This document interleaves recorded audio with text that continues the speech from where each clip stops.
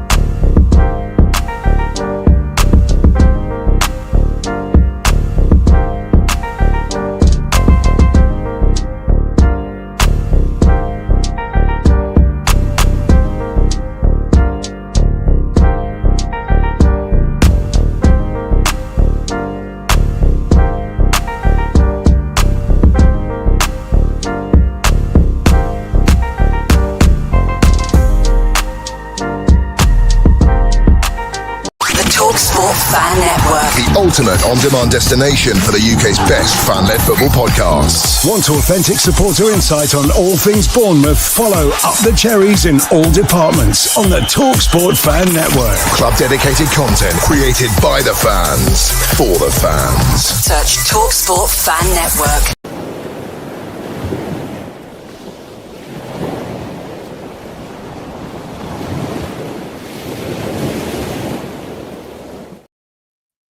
Good morning, good afternoon, and good evening, Cherries fans from around the world. Welcome to another edition of Cherry AM. Firstly, allow me to apologise for last night's antics on Cherry Slaps. Internet issues in North Wales seem to be pretty persistent. Please welcome Malcolm, my co-host for this morning. Welcome, Malcolm. Good morning. Yeah, good morning, Ollie. Good morning, everybody in the chat. Thanks for joining us this morning. Yep. Absolutely. Pretty dull and overcast here this morning. Yeah, I can't say mine's any different. It's a terrible day outside. Be interesting to see what everyone else's is like. Let's hit the comments first of all. Chris Hudson, morning, Ollie and Mal. Morning, Chris. Morning, Chris. David DaCosta, morning, Ollie and Mal. 13 degrees, cold and wet. Bored with the international break today. Yeah. It's a bit annoying, David, because it doesn't feel like that long ago that we were having international break conversations. So it seems to have come up quite a lot recently. But glad you are up and about. Yeah, morning, David. Everyone. Morning, Paul. Morning, Paul. Dan Short. Morning, Ollie and Malcolm. So glad it's international break so we can recuperate injured players. Yeah, good morning, Dan. Yeah. And Paul from Oz. Hi, Ollie and O. Morning, Paul. Oh, I'm here. Morning, Paul. So not the longest of shows this morning because unfortunately I have alternative plans from 5:30 onwards. So we're going to crack on with last night's overview and update of Cherry Slaps. Obviously not the best result, so I don't know if we're going to be going into that for too long this morning. And then we're going to give a big fat Premier League update as because it's the international break this week, we're not on tomorrow, and I don't believe we're on Thursday either. No, we're not. No, so let's get into the thick of it. Obviously, last night, if you were involved in Cherry Slaps, you would have seen we got about 6 minutes into the show, and unfortunately, we had internet issues. So if we were picking back up from them out, I know that we were heavy in conversation during that internet drop. I think let's revisit it slightly. We do have to give credit to Villa. There were some fantastic goals. They really did come out and they played good football against Andoni and against Bournemouth, resulting in a loss. Yeah. Any additional thoughts on that game, or how we could have maybe paired up against Villa a bit better coming out the gates? Very, very difficult. I did actually point out yesterday before we cut off how strong Villa were as a setup, and that they are on a roll. Despite their previous loss at Liverpool, still play very, very well. They're ticking along really nicely now. You can see Unai's got them where he wants them to be. Not just the starting 11, but the subs as well. They come on and make an impact. Very similar to what Andoni would generally do. For us, what could we have done? Crikeys, where do you start? Well, I did say that the lineup for me wasn't as expected. So you've gone off again. Well, I'll keep talking.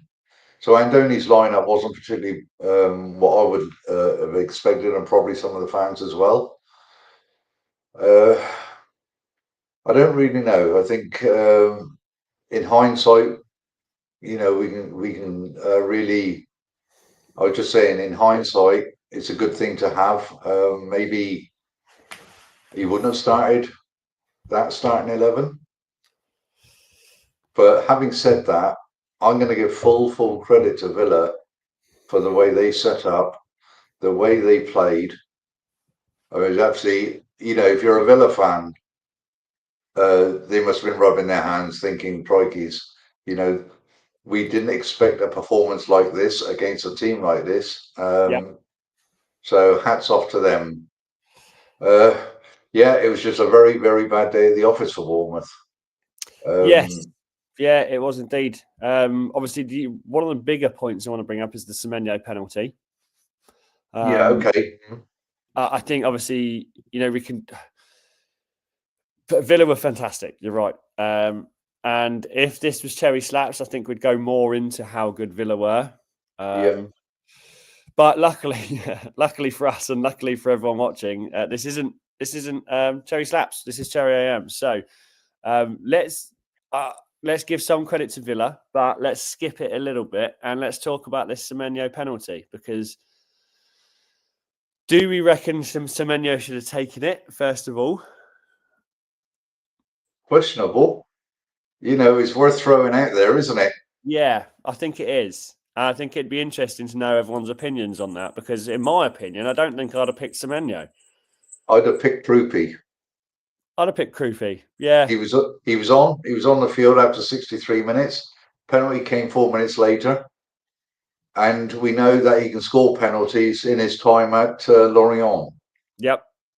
So, also, I'm not saying he's off form, but Semenyo has not reached the standards in the last couple of games that he has been playing. Yep. Now, since the battle I'm not knocking him, but in the past couple of games, they double up on him, sometimes 3 players on him, because they know what he can do. Yeah. All right, now, is that a mentality issue?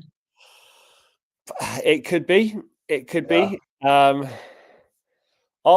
starting to think about a different trail of thought. Sorry, Sean, but it's probably Sean's fault, and it's Evan Nilsson.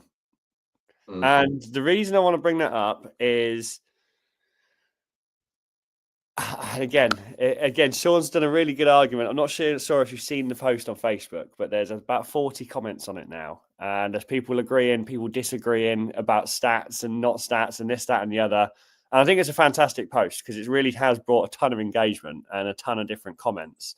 And there was one comment on there that basically said how Evan Nilsson, when he got injured last season, just before Christmas, and we were panicking with all of our players coming in from the subs bench and the squad, and we ended up going on an 8-game win streak. It feels a bit similar now. Went on an 8-game win streak. Evan Nilsson's come back into the squad, and we feel a little bit disrupted. Not quite entirely connected as we were when we had players who were waiting to prove themselves, and not a 40 million player who's expecting to come on whenever he's ready. I don't know how I think about that or how I feel about that. Have you got any opinions on that thought process? Well, it's really interesting because in my starting lineup, Krupi was there to start. Interesting. All right, so I realised that Eva was back. He was fit. I still think he should have started on the bench. Mm-hmm. He's not the only one, by the way. I think Diakite should have started in front of Milos. So, hey ho, it is what it is.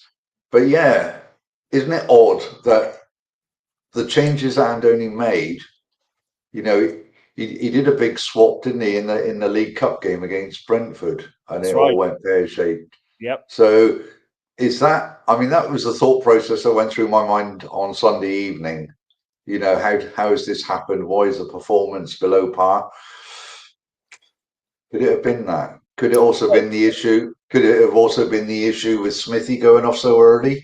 Yeah, of course. Yeah, and this You is know, but like I said, I'm not taking anything away from Villa because they were absolutely superb. yeah, they were. But it's a problem for Andoni to have all the players fit, and he's already admitted it in press conferences. You know, what team does he pick? I would have said, look, stay with the formula that's performing and just move forward. Maybe tweak something now and again, and the players just have to accept that. 100%. Yeah, absolutely. And it feels like these tweaks or the changes that have been brought in have happened against City and Villa. You know, when we saw against Palace, and let's bear in mind we had some fantastic games in the lead up to Palace. Yeah. And then we had that explosive 3-3 game against Palace that was fantastic from end to end for 100 minutes of the game. Yeah. You know, and then you'd assume you'd take that energy and that win run all the way through to City, and it kind of felt like we were a bit dilapidated at City, and that feeling creeped onto the Villa game. And as you said, I think you've hit the nail on the head. It's so hard to pinpoint exactly what the problem was from Sunday. So hard to pull it apart. And what makes it then easier to put that pinpoint on Evan Nilsson is that he is the only common denominator at the moment from when we were winning games to when we're not winning games. Yeah, I mean, I do get it. I do get it. But as you so rightly said, where does the problem lie? I think it's collective. I actually said that yesterday evening, didn't I? I said it's collective. It wasn't just one particular player or whatever. Yeah, I mean, I think also because we've got enough players that are disappearing in the international break. Yep. That also plays a factor. You know, they're thinking, right, we get this game out of the way and we're going to disappear for a fortnight. Yep. You know, maybe their mind wasn't exactly 100% on the game. I don't know. It's possible. Yeah, it's absolutely possible, isn't it? Yeah. And the thing is any of these things are possible. I mean, you could also bring up the Scott call up to the national team. You could, you could all, as you said, the Adams and Smith clash. There could have been a lot of concern, a lot of doubt from player to player, not just people watching the game. There could be tons of variables. And that's what makes it so hard, doesn't it? And I imagine and also if, you know, Jimenez, he didn't have a particularly good time out there, but he was probably more shocked than anybody that he had to be called on after 10 minutes. Exactly. And then called off again, which you don't see that often. Well, obviously, you know, because like I said, the performance, you know, all the way through the team wasn't particularly good. Yeah. I think for me, Tav had a half decent game, and also Alex Scott. Apart from that, the rest, you know, they were well below par, even Adams. But I think that is because of the way Villa played. Yeah. And not so much that the way, you know, that we were so poor, but because Villa were really, well, they were just in control, you know. You are right, because the pushback I have to that is my eyes were heavily fixed on Adrian Treffer, and he also wasn't up to standard. There was mistakes in a few places. That's right, there were two where he nearly wholly conceded the goals himself by making mistakes in front of goal or in the box. Yeah. I think one of them he sorted out and picked back up and managed to slide the ball out. But just from memory, other than that, every player seemed lackluster. There didn't seem to be that normal Bournemouth camaraderie that we're used to seeing in every game. Yeah. Having said that, they did show a reaction in the second half. They did. Yeah. Right. I mean, it's like I said, Villa were brilliant. We came out and I'm just thinking, oh, what can we expect in the second half? It was very difficult to sort of do some sort of commentary with Daz on it and watch that at the same time, it was like sort of a little bit disbelief. We were probably expected more. Yeah, definitely expected more. But at least they showed some sort of character in the second half. Yeah, a bit disappointed when the third one went in. I mean, they overloaded at the back post. It's what we do from time to time. And it is just one of those situations where, it's poor defending, to be honest with you. But hey ho, the fourth goal, it was a deflection. Petrovic couldn't do anything about that. He had the initial shot covered, and it bounced off their player's foot and went the other direction. So I think maybe 4 was probably one too many. Deservedly one. I'm not taking anything away from them. But the performance in general was well down on what we're used to. Well, cannot complain at the first 2 goals. The free No, kick absolutely Buendia, not. That free kick from Buendia. That was actually superb. And it was a lesson, really, because we'd just missed one very, very similar distance. And from Tav.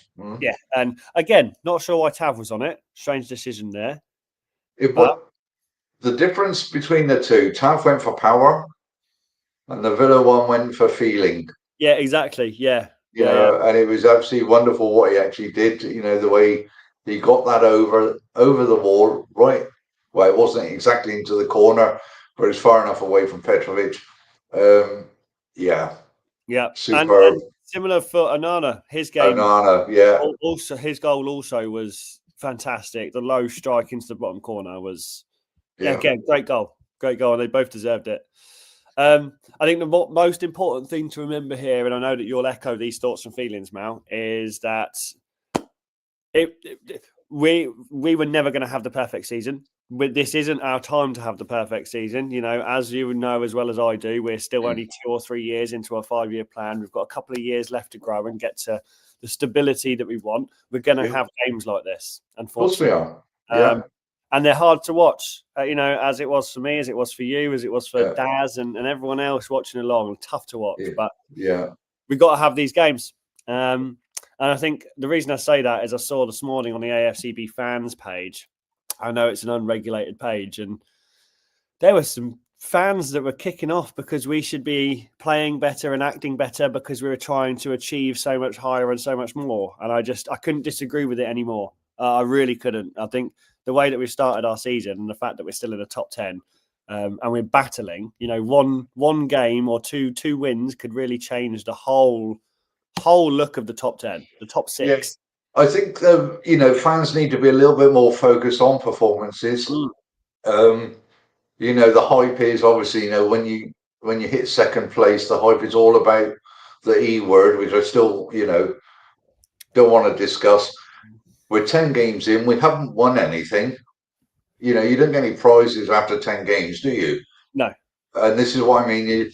Your focus should be on the next game. All right. Keep on dreaming. Keep on believing. Yeah, exactly. I mean, I do as well. Yeah, absolutely. Yeah. But you have to wait until game 37, 38 to see where you are. Yep. Absolutely. Right, we're going to come to the table quickly in just a moment. I'm going to hit some of these comments. Please do. Hi guys, 13 degrees overcast here. Glad you paid the electric bill, Ollie. Yeah, thanks, Paul. Funnily enough, I'm not sure if anyone noticed, but I did cut out again and had to come downstairs. I did talk it over. Yeah, so I don't know what's going on. But David DaCosta, Semenyo is a marked man. Yeah. In a number of ways, unfortunately. Yeah. Matt says, great shirt, Malcolm. Yeah, thanks, Matt. Morning. Paul Sants, I think Ever is one of our most important players. It's a conversation, Paul, for sure. I'd argue they're all important. Yeah, I'd definitely argue your case and agree with you, but at the same time, something needs to happen. Something needs to happen soon for him to be pulled back into that important player position for me. Chris says, nice shirt, Mal. Paul says, personally, the whole team did not play well on Sunday. We were very poor. Yeah, exactly. Yeah. Chris Hubble must win against West Ham United next weekend. The week after, isn't it? Weekend after, yeah, I think. But yes, you're right. We would like to have that as a must win for sure. Paul Paul Sands, I just hope we beat West Ham, or we could be looking downwards and not up the table. Yeah, I think West Ham's... My glass is half full. Come on. Yeah, my glass is also half full. I don't have any doubts. No, me neither. I think the international break will be good. Yeah. I'm not sure if you've seen, but you've got the likes of Tyler Adams not going to play in the international. That's right, yeah. Which I think is super interesting. And again, another conversation for debate, because there must be a reason that he's done that. There must be a heavier focus on his performances in the Premier League and where he's got to compared to how he wants to perform under the national team at United States. So interesting, very interesting. Well, the other side of the coin is they're just friendlies, aren't they? That's true, yeah. But Right, again, you'd still like to think that the exposure for someone like Tyler Adams going to play internationally, yeah, you'd pick every day of the week, surely. His bread and butter is playing for Bournemouth. Yeah, well, and you can tell he loves it, right? You can tell that those group of lads, Tav, Clivert, Scott, Adams, Christie, Adams, they're all a real good, close group of lads. It's good. Nick Gillins, 13 goals conceded in 3 away games. Disrupted team or new defence still learning? My phone's ringing. Shall I? Keep talking. Yeah, go on. Nick, it's a great question. I think you phrased it perfectly, mate, to be honest. I think this is actually something I'd quite like to do a show on separately. Because I think 13 goals in 3 away games is a huge amount, to be honest. I think it could be a bit of both, disrupted team and new defence. It's an interesting point. Yeah, although part of me wants to argue that new defence, we can't really use that excuse considering how good we've been again in some games. However, is the disrupted team more of a thing now? Is there more character? Is there more personalities? Is there more battle for the positions? Is there a bit of distaste in the back room? Who knows? We don't know. Whatever the issues are there, I'm sure, because they'll keep it behind closed doors. Yeah. And they'll sort it out. Yeah. Trust the process, mate. Yeah, exactly. Yeah, David says teams have changed their tactics to combat playing us. Credit to Villa. Exactly. Yeah, they have. They've been watching us. It's only going to get harder for us to play against teams. And if I know Andoni is bloody good, but he can't be that good to be able to anticipate how a team's going to change to combat his tactics every game. Yeah. That's next level, isn't it? You can't see the future, unfortunately. That is right. That is quite correct. It's going to be interesting to see how we go, up against West Ham when the next game comes round. It really will be. Yeah. Paul from Oz says every team has an off day. This was one of ours. Yeah, happens. 3 more. Darren says, hi, Ollie and Malcolm. I will write 100 times. I must be earlier. Hi, Daz. Thanks for joining us. Yeah, morning, mate. Glad to have you here. He says, I've tried to analyse the poor performance, and up until the clash of heads, we were doing okay. It's about 2.5 minutes in, wasn't it?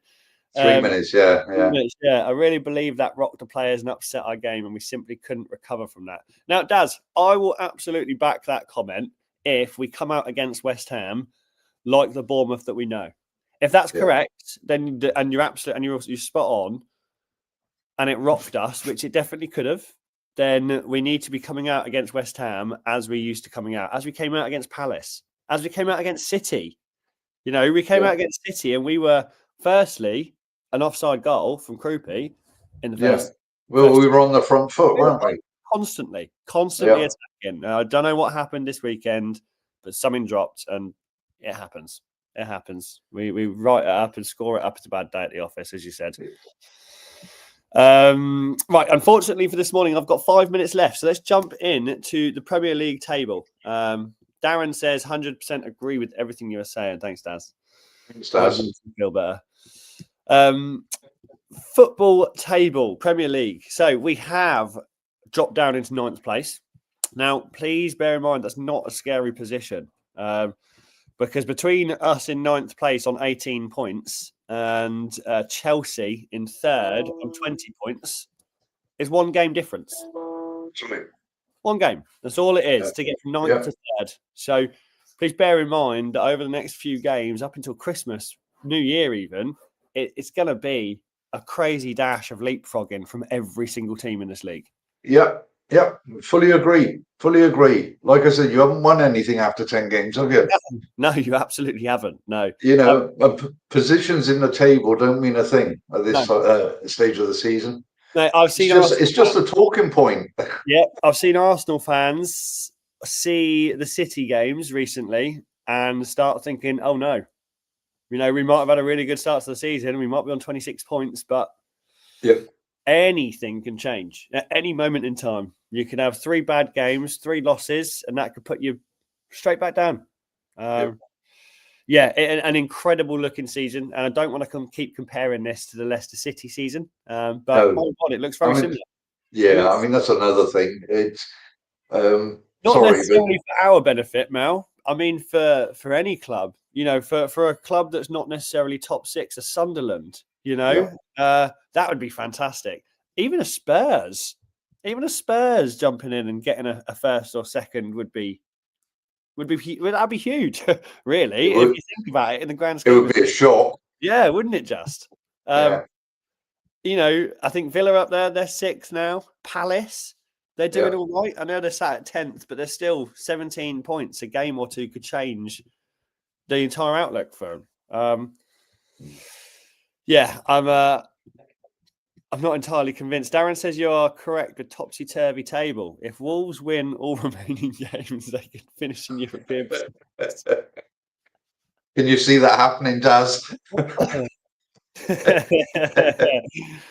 They are on 2 points currently, Daz. So you are right. That's factually correct. But crikey, what a miracle that would be. Any thoughts and comments on the Premier League results from this weekend? I know that there was a few interesting games. Sunderland had a banger against Arsenal. I think Tottenham fans were a bit annoyed. They didn't. Well, they threw it away, mate. They threw away 2 points. I mean, I didn't like what I saw on Saturday, to be honest with you. I thought the quality of Premier League football on Saturday was pretty, apart from probably Sunderland, like I say, it was really good. I'm going to throw one in there. I mean, we've talked about Sunderland before, and Shaka, what's his name? Shaka. Yep. Yeah. Ex-Arsenal. Yeah. I mean, he's like a rock. You could even say granite. Sorry. Nice. No, they don't give up. They fight. They absolutely brilliant. And to get a 2-2 against Arsenal at home, because that's that was a test for them. Yeah, my God, was it a test for them? And they've performed. Yeah. And what's amazing, give them credit and hats off. They continue to come out and perform. They haven't really had a bad, dire game yet, Sunderland. Not really. And when you're doing that kind of mediocre, not conceding as many goals as other teams, still putting away goals, you're gonna just slowly drift up that table. And they are. And kudos to them. Real big kudos to them. Kudos to them. Kudos to Villa. Kudos to Palace. And kudos to us. And I'm excited to see where it goes. Paul San says City all the way for me. I mean, wow. I mean, the standout player of the weekend was Doku, wasn't he? I mean, I don't know if you saw. I don't know if you saw the game, but my goodness me, what a game he had! Yeah, and I'll be honest with you, they continue. They weren't that exciting at the start of the league, City, but as we continue to watch them, and as you said, Doku, it's fantastic. You start to see a bit less from the likes of Foden. Although previous week Foden was really, really excellent, so they're starting to click, and it's worrying times for anybody else at the top of the league. Yeah, so I'd probably go along with what Paul Sand says there. Yeah. Fantastic. Look, from my point of view, I am done this morning. I need to get away to baby appointments because this co-host is due to have a baby soon. Okay. So, fantastic for everyone joining. Thank you all, as always. It was a great show. At least I kept my internet, so that's all I can hope for.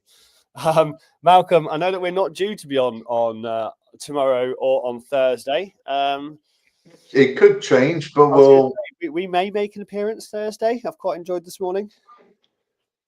We'll talk it over. We'll put it up on Facebook anyway. So yeah.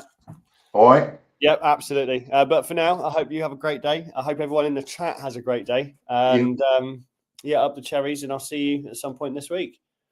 Yep. Thanks everyone for joining us this morning. Have a good day, and up the cherries. Up the cherries.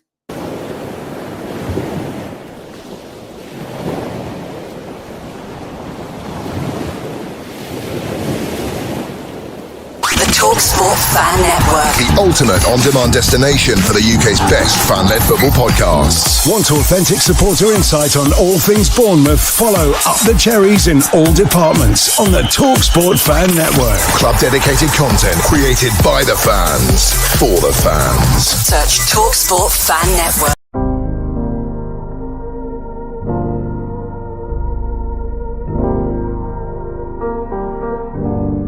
I should be like you, Mel.